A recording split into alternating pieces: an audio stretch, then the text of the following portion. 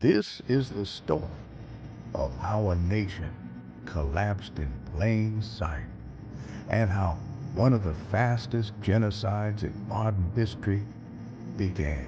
In the early 20th century, Belgian colonial rulers divided Rwandans into racial categories: Hutu, Tutsi, and Twa.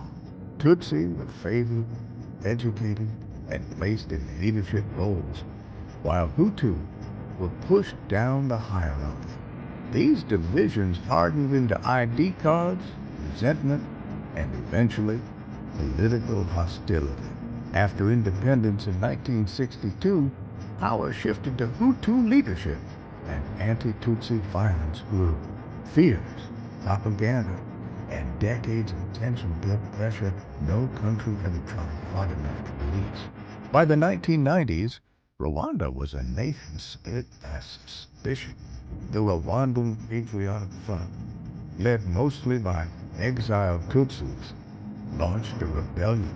A civil war followed, and extremist Hutu politicians saw an opportunity, blamed Tutsis for every national problem, and prepared the public for something far darker. Hate radio, known as RTLM, began broadcasting dehumanizing messages. Tutsis were called cockroaches. Lists were made. Militias were trained. Weapons were imported by the ton. The warning signs were everywhere.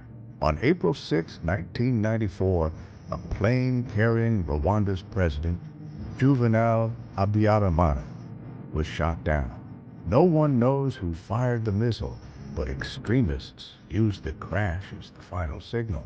Roadblocks appeared, armed groups moved before dawn, and in hours, Rwanda's genocide began. What happened next would shock the world, but it shouldn't have been a surprise.